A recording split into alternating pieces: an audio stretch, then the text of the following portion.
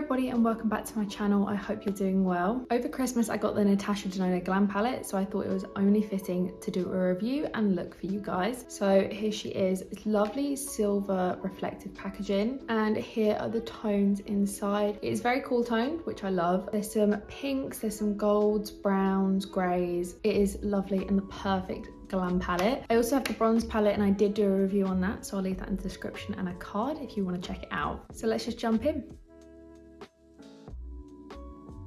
I'm going to show you some swatches I took of this palette. So here is row 1. It is very more pinky toned and you've got the two mattes. Then here's row 2. So it's got some darker browns and sort of silver grey metallics. And row 3, so we have our gold. It's all shimmers, very easy to wear shades. There's no shades in this palette, which I think I'm going to be afraid of. There's nothing too colourful. Everything feels very wearable, even the darker shades, which I love. So I was thinking for today, I'm going to go more, so I'll have to tell you the names because they're all sort of named similar stuff, like center eyelid, outer eyelid, inner corner, which is very good for someone new to makeup because then that helps guide you on this palette. So I think I'm going to sort of follow up here, so the pinky sort of center eyelid, outer eyelid, inner corner, and I think that'll be really nice. So let me zoom you in so you can see how it looks. So I think to start I'm just going to take this crease shade here, very sort of taupey grey brown, and I'm going to take that on my Morphe A11 brush, and I'm going to work that in my whole crease and pretty much over the whole eye. I want it to be a good transition into the colours. I have played around with this palette a couple of times and I can say right off the bat it is standard Natasha Denona quality. The pigmentation, how it blends, everything is so seamless and easy to use.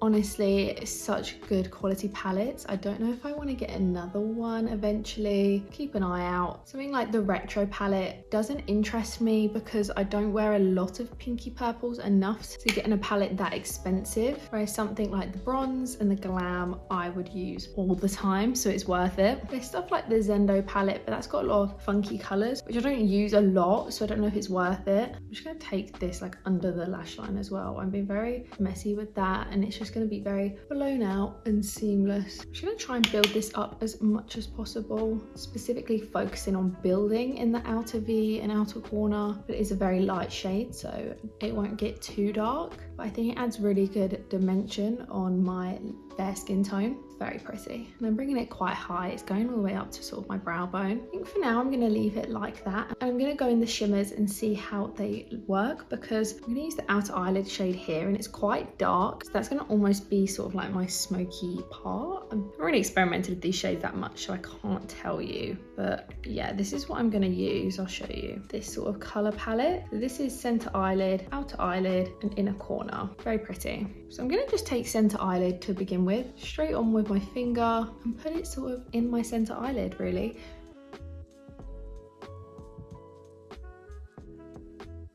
I covered quite a lot of lid with that shade. It is a very lovely, subtle, pale, shimmery pink. I might have to warm it up a tiny bit, I'm not sure. Lots of shimmer, it just looks so pretty. I think it is a little bit too cool toned, so I might end up adding some more the brown shade, we'll see. And I'm going to take the outer eyelid shade and just sort of press that with my finger as well on the outer eyelid. I don't normally do sort of shimmer shades in my outer eye, so this is a little bit different for me. I see people do it and I really like it, and I'm getting very into sort of the whole eye being shimmer, and it's really nice.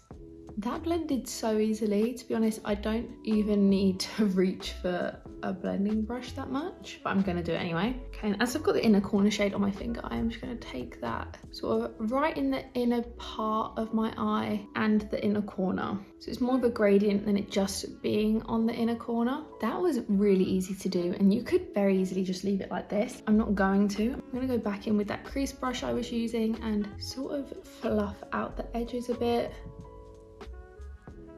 I'm actually going to take the Morphe A20 brush. It's just a little bit more of a flatter brush with that outer eyelid shade and build it a little bit more with a brush. On that same brush, I'm going to switch between these two shades. This is Smoke and Blend, Blend being the lighter of the two. I'm going to take Blend to start with and put that sort of over the whole crease just to warm it up a tad. And some of Smoke on top of that outer eyelid. Yeah, I like that. And I'm gonna go back in with the fluffier brush and just sort of blend the edges again. I think I'm leaning towards being done with sort of the main eye. I'm gonna take my A29 brush, sort of a smoky shader brush, and take the crease shade on it to begin with and put it on my lower lash line. Yep, and take the center eyelid shade, put that over most of it as well. And I sort of make sure to join my outer eyelid and lower lash line. Just to sort of finish it off, I'm going to take the lash line shade, which is almost black, I would say, on my Morphe A19 brush. It's just a liner brush. And I am just going to put that in my lash line. I'm not going to wing it out or anything. I just want to deepen my lash line, really. It sort of adds to the drama, I think.